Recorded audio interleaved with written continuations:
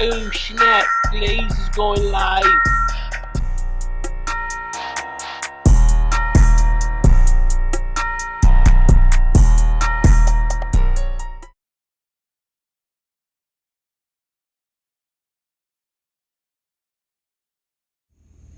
Hey, good day, good day, good day, good day, good day. Just in case you join me for the very first time, I'm your host, the one they call Brian Glaze Gibbs.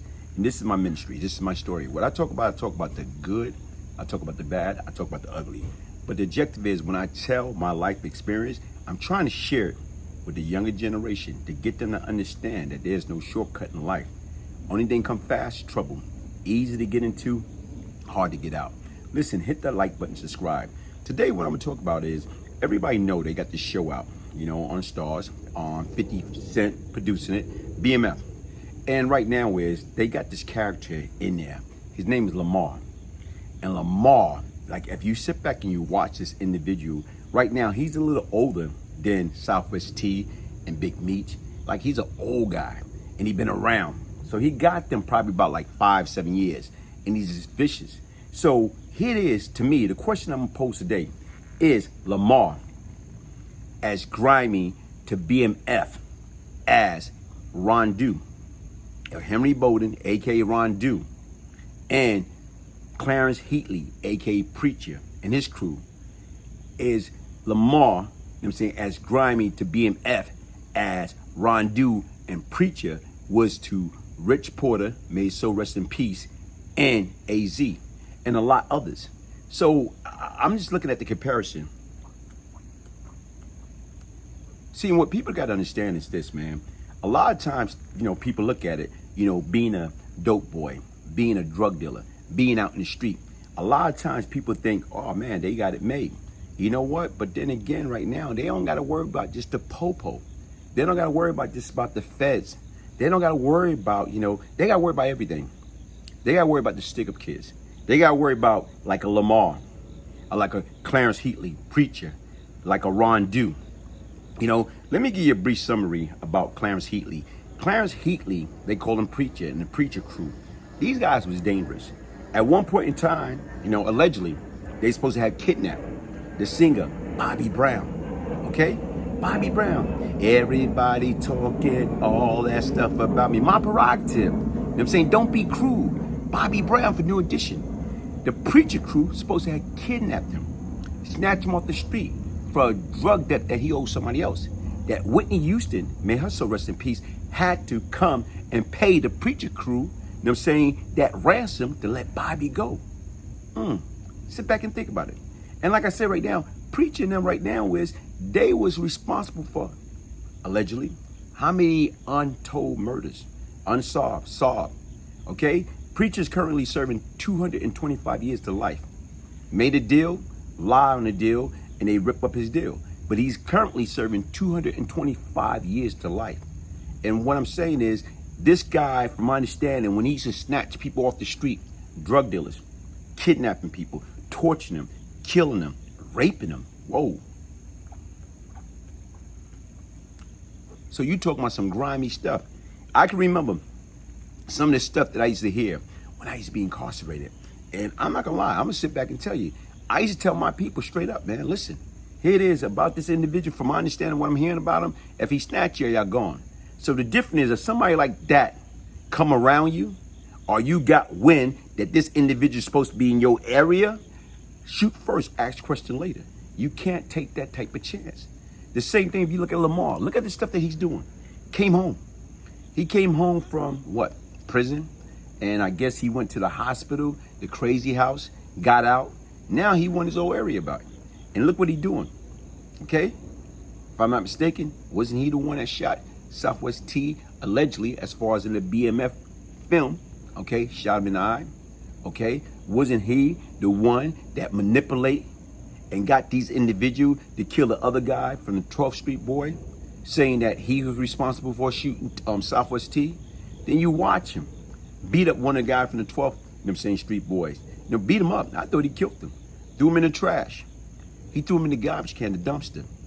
Then, right now, from my understanding, he went to the hospital, trying to put pressure on him.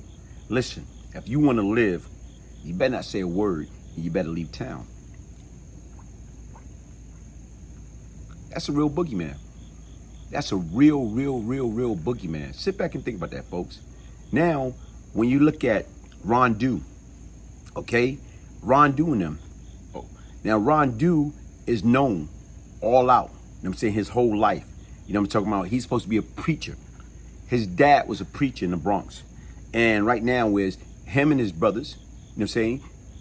Since we was kids, they was out in the street committing all type of crime from A to Z, okay? From my understanding, when they was away, doing their last bid,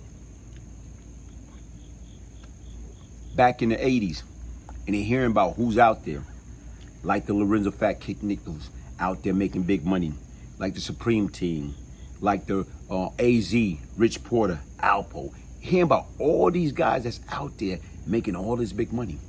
So their thing is like, hold up, wait a minute here. You know, we know these guys. And, you know, these guys, like Rondu and them, cut from a whole totally different cloth. Okay? They spent most of their time, most of their life in jail. From Spofford to Rikers Island to Elmira, Coxsackie, Comstock, Clinton. They spent majority of life in jail. So now they was getting another opportunity to come to the street. So being that an individual like Rondu, when he got back to the street, he want money. So being that he want money, guess what? He's going after the people that he feels weak. Like, you know, and don't get me wrong, folks, anybody can be had. But what they do is they more or less go after people they think that is weak. Like, for example, they went after Fat Cat. It's not the point about it they thought Cat was weak. It's the point about it, Cat was in jail. So being that Fat Cat was in jail and Rondu had a hell of a relationship with Just Me, okay? They both last name was Bolden, but they was not family. So he know that Just Me and Fat Cat was like this. You know what I'm saying? When Just Me came home, Fat Cat took care of him. So Rondu convinced Just Me, come on, man. I need a big payday, man. Hook us up, hook us up. I know you can set something up. Here it is. Just Me didn't want to do that. But he torn into two totally difficult places. He torn in between Rondu, somebody that he been bitten with for most of his life with, and they share the same last name, and Fat Cat, somebody that he loved like a brother, that when he came home, treated him, you know, like right now is like he was Eddie Murphy and Coming to America, like he was the prince. Cat took care of him. So yet and still, you can't serve two masters. So Just Me want to still be loyal to Cat, but he still want to help Rondu out. So what he did, he set up a home invasion. And right now, with that home invasion or whatever, he told Rondu, listen, I'm gonna set it up, but you got to promise me you cannot kill nobody because they know Rondu and them, okay?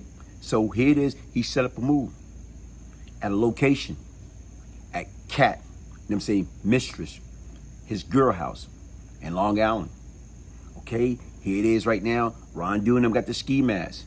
They was able to time it because they know where the drop-off was gonna be made. A large sum of money was gonna be dropped off. Rondu and them was waiting in the bushes. They came out of the bushes. And guess what? They put the drop on everybody. Got them all into the house. Lay them all on the floor. Ski mask on. Okay? But the difference was, here it is, he pistol whipped and slapped the living daylight out of Cat Girl. What part of the game was that?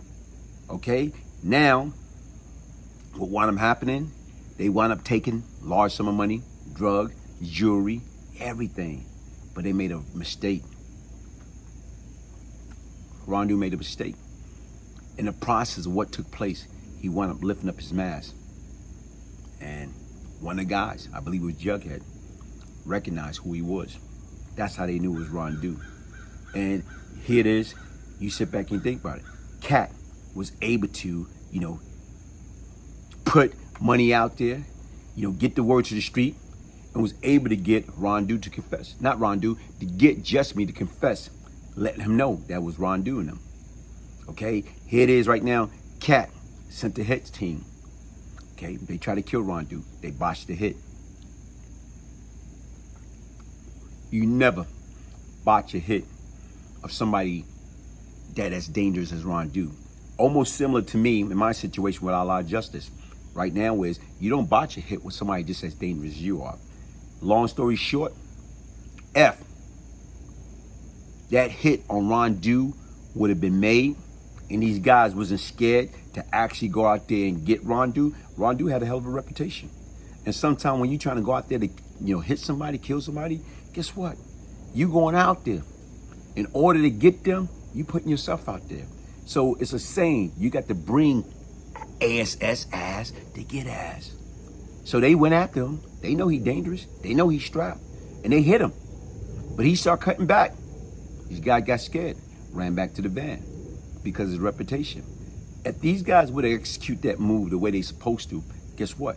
Chances are Rondu would never have gotten a chance to, be a part of that team that basically, robbed, shot up, and killed, 3 of 6 people with AZ. That wouldn't have happened, okay? That wouldn't have happened. So once again, folks, listen, look at all this stuff. And you look at everything that I'm talking about. When you look at Lamar from BMF, okay? What did he do? He was terrorizing these guys.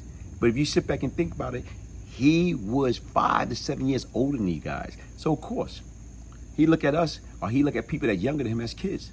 The same thing with Rondu and them. The same thing with Preacher. Preacher was older than all of us. He got us by like 10 years. He didn't care. At one point in time, what they say, Preacher now, his crew was responsible for the kidnapping of Rich Porter's little brother. Folks, listen, man.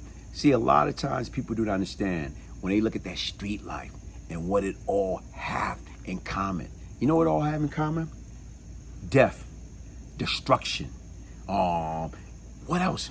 What do it have? What are we doing to each other?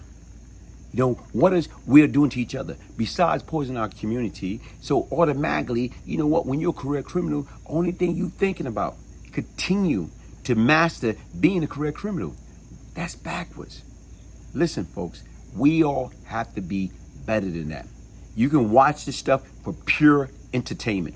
Watch BMF, watch Power, watch Godfather of Harlem. Watch all this stuff for pure entertainment. Don't get in your head thinking, I can learn from these guys' mistake. Nah, folks, you can't learn. It's nothing to learn. You know what you can learn is? Learn not to even get caught up into that criminal world in the first place. Learn like crime doesn't pay. Learn. You look at Clarence Heatley, 225 years to life. You look at, Rondu and his crew.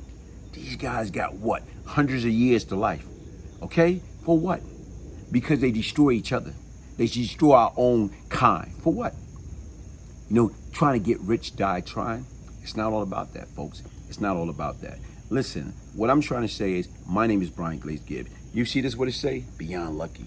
I was once the problem. Now I'm seeking to be part of the solution. Because once again, I was out there.